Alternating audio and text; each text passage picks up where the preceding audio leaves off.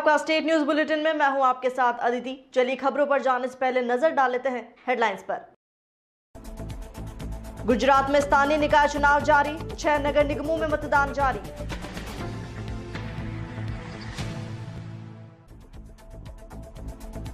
बीकानेर से जैसलमेर जा रहा सेना का ट्रक जोधपुर में पलटा, 6 जवान हताहत।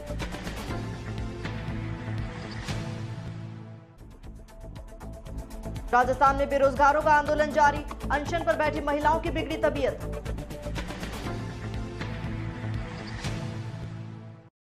अब खबरें विस्तार से। गुजरात में आज स्थानीय निकाय के चुनाव के लिए मतदान हो रहा है। 6 नगर निगमों अहमदाबाद, राजकोट, वडोदरा, सूरत, भावनगर और जामनगर में मतदान जारी है। अधिकारियों के मुताबिक 575 सीटों पर मतदान के लिए लगभग 32,000 पुलिसकर्मियों को तैनात किया गया है। प्रत्येक वार्ड में 4 पार्षद हैं। 6 नगर निगमों में कुल 2,276 उम्मीदवार चुनाव लड़ रहे हैं। इसके अलावा जूनागढ़ नगर निगम में 2 सीटों पर उपचुनाव के लिए 9 उम्मीदवार मैदान में हैं। चुनाव लड़ने वालों में भाजपा से 577, कांग्रेस से 567, आम आदमी पार्टी से 470, राकांपा से 91 और अन्य दलों से 353 और 228 निर्दलीय उम्मीदवार शामिल हैं। जोधपुर के फलौदी में बीएसएफ जवानों को ले जा रहा ट्रक अनियंत्रित होकर पलट गया। इस हादसे में बीएसएफ के 6 जवान घायल हो गए। बीएसएफ जवानों का काफिला बीकानेर से फायरिंग रेंज चांदन यानी जैसलमेर जा रहा था।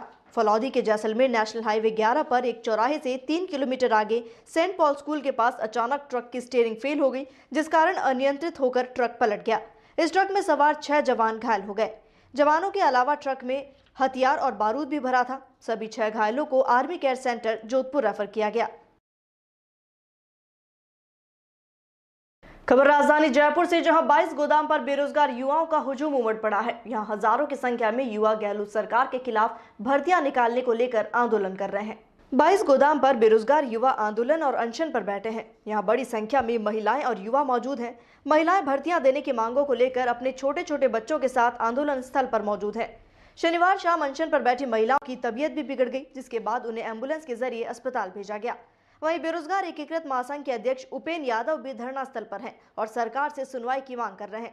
शनिवार रात आंदोलन पर बैठे बेरोजगारों ने मोबाइल टॉर्च जलाकर और मौन रख विरोध किया। खबर झालावाड़ जिले के डग ब्लॉक से, जहां प्राथमिक स्वास्थ्य केंद्र कचनारा में रोगियों ने कर्मचारियों पर उपचार नहीं करने का आरोप लगाया। उन्होंने अस्पताल के कंपाउंडर और चतुर्थ श्रेणी कर्मचारियों पर नाराजगी जाहिर की। अस्पताल में आए मरीज सूरज सिंह ने बताया कि वे अस्पताल से कुछ ही दूरी पर बाइक से फिसल कर गिर गए थे, जिससे उनके होंठ और पैर में चोट आ गई। उपचार करवाने वे यहाँ आए तो कंपाउंडरों ने उपचार नहीं किया और दूसरे अस्पताल में जाने की बात कही। इसे लेकर पीड़ित ने पीएचसी प्रभारी से शिकायत कर कार्रवाई की मांग की। वहीं ग्रामीणों ने अस्पताल में स्टाफ के समय पर नहीं आने की शिकायत की और बताया कि घंटों इलाज के लिए मरीज इंतजार करते रहते हैं, लेकिन डॉक्टर और कंपाउंडर समय पर नहीं आते और जल्दी चले जाते हैं, जिस वजह से मरीजों को परेशानी होती है।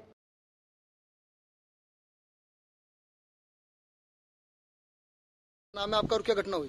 सर नाम मेरा सूरज सिंह है, कचनारा का रहता हूँ। और घटना सुबह सर गाड़ी में नीचे गिर गया, मुझे पुलिया खंजान दत्त के और खाली के पुलिया पर अस्पताल में आया। मैं कचनारा अस्पताल में आया, डॉक्टर साहब बोलिया तुषा बुझू में कि दवाई पट्टी कर दो हमारे जमला पूजा से कि हमारे न्यूज तो दवाई है, जो गोली है, जो पट्टी कुछ नहीं है।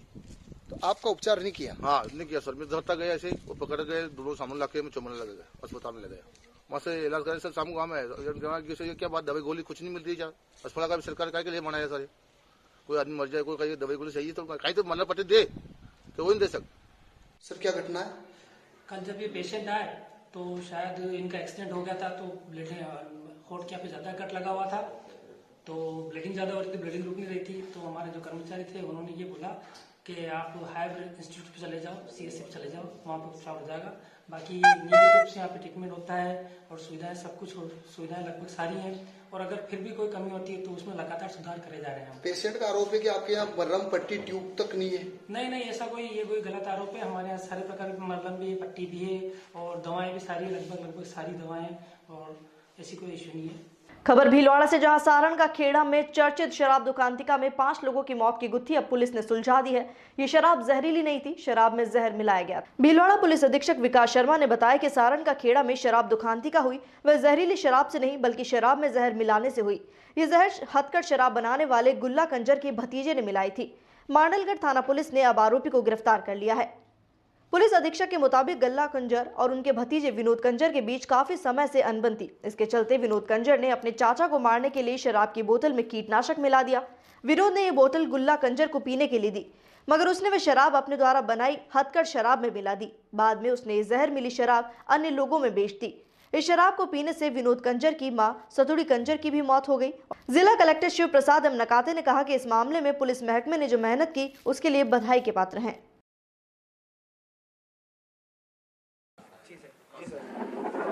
मांडलगढ़ के शराब दुकानतिका के परिप्रेक्ष्य में जो पुलिस इन्वेस्टिगेशन एवं जो रिपोर्ट प्राप्त हुई है इसकी फॉरेंसिक की, उसके बेसिस पे जहरीली शराब से डेथ नहीं होकर शराब में जहर मिलाने की वजह से डेथ होना पाया गया है। और ये सारे तहकीकात में मैं समझता हूँ एसपी साहब का पूरा एनालिटिकल स्किल और उनका मार्गदर्शन में, और डिप्टी साहब और उनकी साथ में पूरी जो टीम है, पूरा पुलिस महकमे का टीम ने बहुत अच्छा काम करके इसकी तह तक जड़ तक जाके सच्चाई सबके सामने लेके आए हैं। तो उसके लिए मैं एसपी साहब को और उनकी पूरी टीम को बहुत बहुत बधाई देता हूं। और इसमें सभी ने, एसपी साहब, एडिशनल एसपी साहब और डिप्टी साहब, सब ने जो काम किया है वो काबिले तारीफ काम है। और साथ ही एक अभियान के दौरान राज्य सरकार के निर्देशानुसार अवैध शराब के खिलाफ जो भट्टियां तोड़ने का या वॉश नष्ट करने का काम ये आगे भी चलता रहे, इसकी पूरी कोशिश की जाएगी। और साथ ही इस प्रकार की शराब बनाने वाले लोगों को नवजीवन योजना के माध्यम से अन्य रोजगार के साथ जोड़ने का प्रयास। मांडलगढ़ थाने में 28 तारीख को जो घटनाक्रम हुआ जिसमें शराब पीने के कारण टोटल 5 लोगों की डेथ हुई है, उसमें पुलिस टीम ने इन्वेस्टिगेट करके ये चीज़ सामने आई है कि जो मृत्यु का कारण है वो जहरीली शराब ना होके शराब में जहर का मिलना है। जो मृतकों का पोस्टमार्टम हुआ था उनके विसरा की डिटेल्ड एग्जामिनेशन एफएसएल जयपुर द्वारा करवाई गई। एफएसएल द्वारा एग्जामिनेशन में सामने आया कि इस शराब के अंदर ऑर्गेनोफॉस्फोरस इंसेक्टिसाइड है और किसी भी शराब में मिथाइल अल्कोहल की प्रेजेंस नहीं है। उसने जो पॉइजन वाली एक एंगल है उसको इन्वेस्टिगेशन में मोड़ दिया और उसके बाद हमने इस चीज़ को इन्वेस्टिगेट किया। तो जो बॉटल भी हमें मिली थी उस बॉटल को भी हमने एग्जामिन किया, वो भी एक ऑर्गेनोफॉस्फोरस इंसेक्टिसाइड ही है, मोनोस्टार नाम से। उसके परचेज के बारे में हमने उस जो कंपनी है उससे बात की, तो जहाँ ये घटना हुई है उसके 1 किलोमीटर पास ही महुआ गांव से इस तरह की मोनोस्टार की 100 ml की बोतल जो है वो बिकना पाया गया। हमने दुकानदार से इन्वेस्टिगेट किया तो उससे सामने आई कि जो मृतक है सत्तू, उसका बेटा विनोद, उसके द्वारा ये बोतल खरीदी गई थी घटना से 8-10 दिन पूर्व। हमने विनोद से जब इस पर डिटेल पूछताछ की, उसके बारे में पूछताछ की, तो ये सामने आया कि उनके घर में आपस में संबंध अच्छे नहीं थे। जो मृतक हैं एक गुल्ला कंजर, उनके साथ उनके द्वारा मारपीट करना, गाली गलौज करना, अपशब्द कहना, उनके चरित्र पर सवाल उठाना, इस तरह के कुछ क्वेश्चन सामने आए हैं। तो विनोद इन सब बातों से दुखी था, तो वो गुल्ला कंजर के लिए उसने ये कार्रवाई की थी कि वो उनकी शराब में जहर मिलाना चाहता था जिससे वो शराब को पी के मर जाए। लेकिन जब वो इस जहरीली शराब को उनके पास लेके गया तो उनको थोड़ी कड़वी लगी। उन्होंने जो शराब बनी हुई थी उसके अंदर उसको डाल दिया और फिर वो शराब छुपा दी। इस दौरान विनोद वहाँ नहीं था और ये शराब डिस्ट्रीब्यूट होगी सबके बीच में और इस कारण से सब लोगों की डेथ हुई, जिसमें विनोद की मदर भी शामिल है खुद। खबर भीलवाड़ा से, जहां सुखाड़िया स्टेडियम में जीतो प्रीमियर लीग क्रिकेट प्रतियोगिता में आज फाइनल मैच होगा। इसमें जिला कलेक्टर शिव प्रसाद एम नकाते ने जीतो भीलवाड़ा के लिए खेला। सुखाड़िया स्टेडियम पर जीतो और जीतो यूथ विंग द्वारा आयोजित जीतो प्रीमियर लीग की रोमांचक प्रतियोगिता का शनिवार को दूसरा दिन रहा, जहां बड़ी संख्या में दर्शक मौजूद रहे। जीतो उदयपुर के साथ खेला जा रहा मैच में जीतो भीलवाड़ा में जिला कलेक्टर शिव प्रसाद एम नकाते ने भीलवाड़ा के लिए खेला। वहीं कार्यक्रम में यूथ विंग मुख्य सचिव मोहित भूरा मौजूद रहे।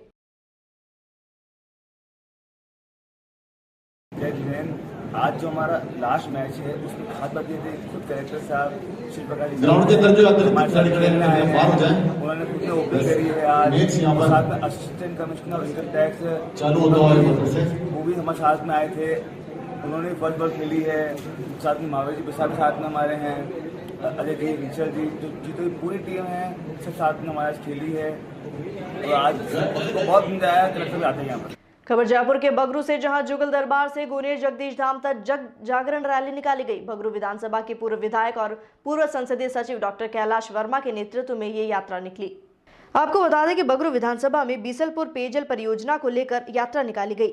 मीडिया से बात कर डॉक्टर कैलाश वर्मा ने कहा कि पूर्ववर्ती वसुंधरा सरकार के समय बगरू विधानसभा के लोगों के लिए पेयजल योजना की घोषणा की थी, जिसकी डीपीआर सहित अनेक कांड पूरे हुए, लेकिन वर्तमान सरकार बगरू विधानसभा की इस पेयजल परियोजना को ठंडे बस्ते में रख रही है। वर्मा ने कहा, इस बजट में बगरू विधानसभा को बीसलपुर का पानी नहीं मिला तो बड़ा आंदोलन किया जाएगा। इस यात्रा के दौरान सैकड़ों की संख्या में लोगों ने हिस्सा लिया। यात्रा के दौरान प्रभु श्री राम मंदिर निर्माण में सहयोग देने वाले दानदाताओं ने डॉक्टर वर्मा को चेक देकर राशि समर्पित।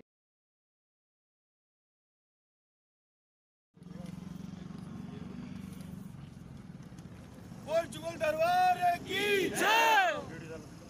जय श्री राम, जय श्री राम, जय श्री राम, जय श्री राम, जय श्री राम, जय श्री राम, जय श्री राम, जय श्री राम, जय श्री राम। जिंदाबाद जिंदाबाद कैलाश वर्मा, जिंदाबाद कैलाश वर्मा, जिंदाबाद कैलाश वर्मा, जिंदाबाद।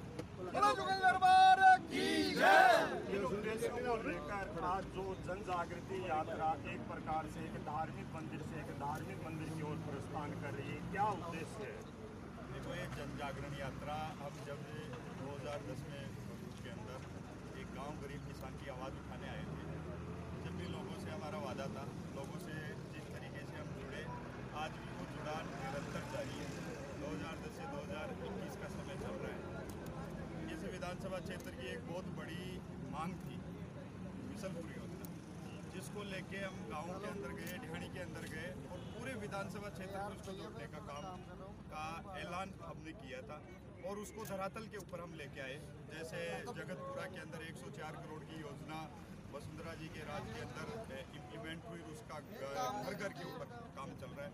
कोनागुरियान मीना पालरी के अंदर 70 करोड़ की योजना का घर घर के अंदर काम चल रहा है और वो योजना बसरते गाँव के अंदर आई, डीपीआर बनाई, सर्वे हुआ, जमीन अलॉटमेंट हो गई, 1000 करोड़ का प्रावधान हमने तय कर दिया। उसके दौरान आचार संहिता लगी और किसी न किसी कारण से सरकार राज्य के अंदर वसुंधरा जी की नहीं आ पाई, हम भी चुनाव हार गए। मगर जनहित के मामले के अंदर कभी कांग्रेस बीजेपी नहीं होती।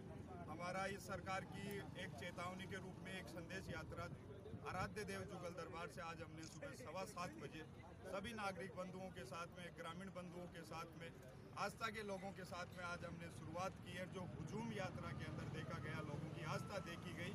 हमारा इस सरकार से एक ही मांग है कि कोरोना काल के अंदर लोग वैसे ही त्रस्त थे।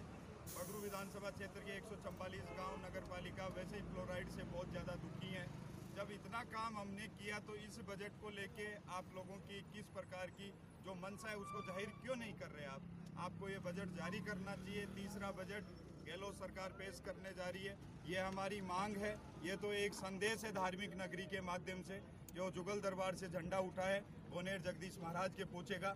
ये तो एक संदेश हमने देने का प्रयास कर रहे हैं। अगर सरकार समय के ऊपर नहीं चेती तो अब मैं सभी कार्यकर्ताओं के माध्यम से संदेश दे रहा हूँ कि बीसलपुर का डैम बना हुआ बालावाला के अंदर, और उसके बाद तक जो प्रयास हमने किया, हमारा प्रयास सफल रहा था।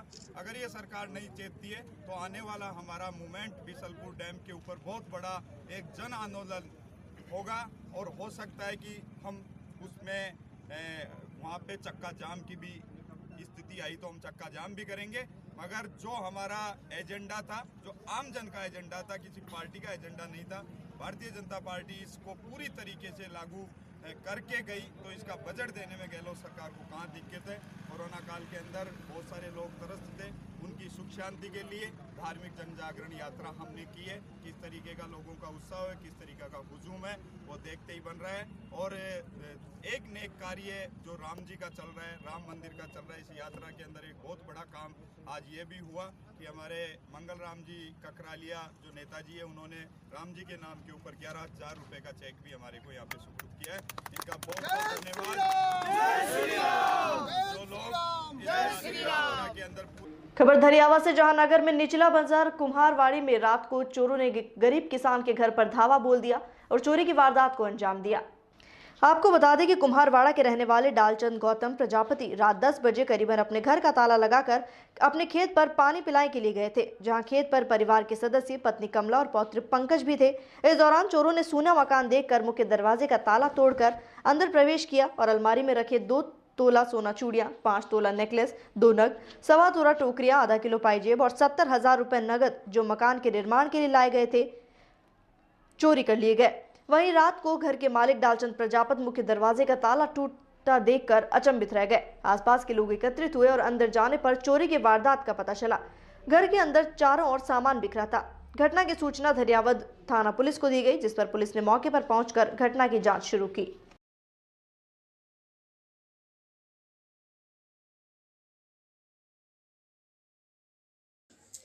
हाँ, यहाँ पे चोरी हो गई है। रात को करीब 1:15 बजे की बात है। अचानक हम घर के अंदर थे, अचानक ताला टूटा, पास में थे हम और ये खेत पे गए हुए थे पानी पिलाने के लिए और चोर आ गया था रात को और करीब 1:15 बजे का टाइम था और सारा ही सामान ले गए। करीब 9-10 तोला सोना था, 1 किलो चांदी थी, 70,000 रुपये कैश रोकड़ थे और सारा ही ले गए। और रात को पुलिस की गाड़ी भी आ गई थी और पुलिस को बताया था और हमें हमारा सामान वापस शीघ्र लौटाया जाए। हम बहुत परेशान हैं और हम गरीब परिवार से हैं।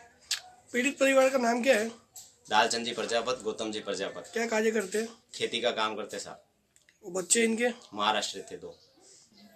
पुलिस प्रशासन से मांग की कि हमें हमारा सामान जल्दी से जल्दी लौटाया जाए। हम गरीब परिवार से हैं और हम परेशान हो रहे हैं और हमारा खेत पे गए हुए थे और पीछे ये हुआ था हादसा और तो हमारा गेट खुला हुआ पड़ा था और हम आके चौक गए और सब सामान बिखरा हुआ पड़ा था। फिर पुलिस की गाड़ी आई और उन्होंने कहा कि पंचनामा बना के आपका सामान शीघ्र लौटा देंगे। अभी पता लगाना पड़ेगा। और इसी के साथ फिलहाल स्टेट न्यूज बुलेटिन में इतना ही। देश और दुनिया की तमाम खबरों के लिए बने रहिए DPK न्यूज के साथ। नमस्कार।